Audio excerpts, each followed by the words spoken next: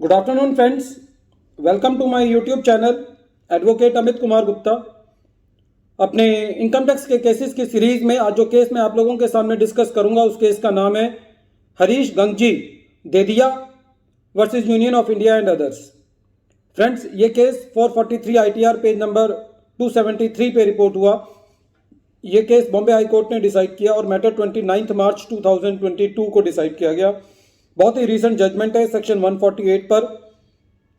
Friends, हमने अपनी professional journey के अंदर, प्रोफेशनल प्रैक्टिस के अंदर ये देखा है कि सेक्शन 148 के नोटिस का या सेक्शन 147 की असेसमेंट का जो मजाक डिपार्टमेंट उड़ाता है वो अपने आप में एक हास्यप्रद है। जिस तरीके से सेक्शन 148 के नोटिस लास्ट डेट पर भेजे जाते हैं 30 मार्च, 31 मार्च रात को 12 बजे, और फिर बाद में जाकर के कम से कम 20-30% तो नोटिस खाली टेक्निकल ग्राउंड पे ही डिपार्टमेंट हार जाता है, लेकिन उसके लिए एसएससी को 10-10, 15-15 साल जो है वो लिटिगेशन में लग जाते हैं।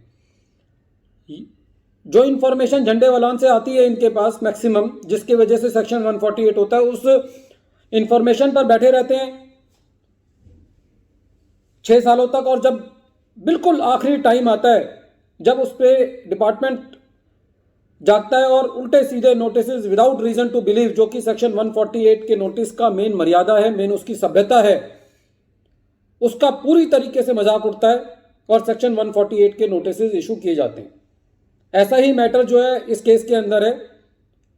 एसएससी को जो सेक्शन 148 का नोटिस भेजा गया, उस नोटिस के अंदर जो इंफॉर्मेशन दी गई वो इंफॉर्मेशन किसी और साल की थी, और ये कहा गया कि आपका असेसमेंट एक पर्टिकुलर ईयर के लिए रीओपन करने के लिए सजेस्ट कर रहा है डिपार्टमेंट, जिस साल की इंफॉर्मेशन उस नोटिस में नहीं लिखी हुई थी।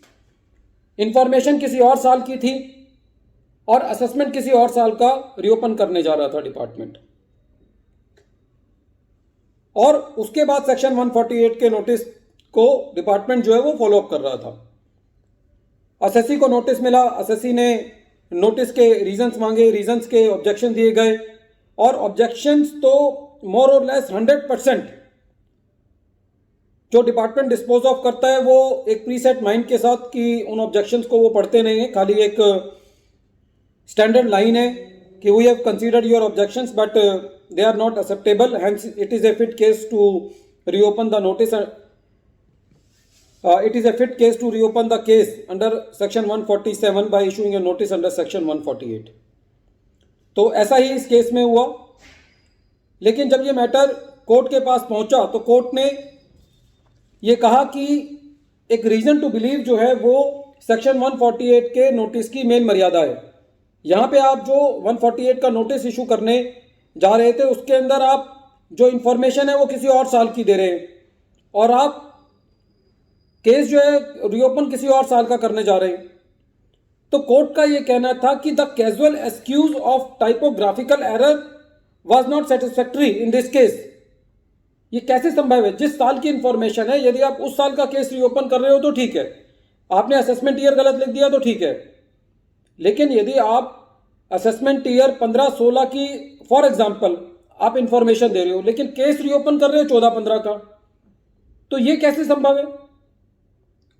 आप 15-16 की इंफॉर्मेशन दे रहे हैं, 15-16 का ही केस रीओपन करने जा रहे हैं, लेकिन कहीं पे आपने असेसमेंट जो नोटिस के अंदर गलती से 14-15 लिख दिया, वो एक अलग चीज है।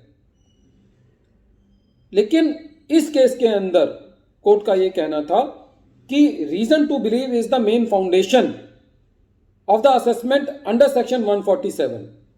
The court said that it is not that any and every material, however vague and indefinite or distant, remote and far-fetched, which would warrant the formation of belief relating to escapement of income of the assessee from assessment। तो court का कहना था कि कोई भी information आप ला करके उसका केस रीओपन नहीं कर देंगे। Information in the notice was not related to the assessment year for which the case was going to be reopened। AO himself was not clear for which year or based on information for which year he had proposed to reopen the assessment, AO को खुद ही नहीं पता था कि वो कौन से साल की असेसमेंट जो है वो रीओपन करने जा रहा है। कोर्ट ने एक और बहुत इंपॉर्टेंट बात कही कि if additional commissioner had read the reasons recorded he would have refuse to grant approval on reasons fraught with errors. उनका कहना था कि जो सेक्शन 151 के अंदर एडिशनल कमिश्नर ने अप्रूवल देनी होती है, यदि उन्होंने ही ये रीजंस पढ़े होते तो शायद उन्होंने ही ये अप्रूवल नहीं दी होती। तो इसका मतलब यह है कि उनकी जो अप्रूवल है वो भी मैकेनिकल है, उन्होंने बिना पढ़ी approval the.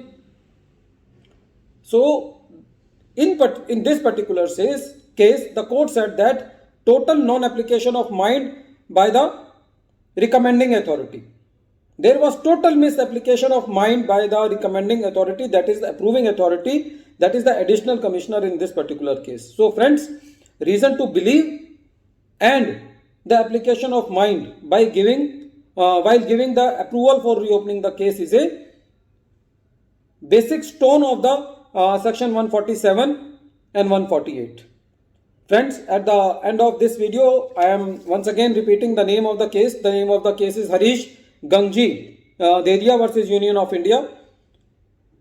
I also appeal to you that if you have not subscribed my channel till date, then please subscribe my channel and press the bell icon so that you may get the future notifications in time, and I will also be motivated by that to make more videos on the relevant topic which are important for you and for the profession. Thank you friends.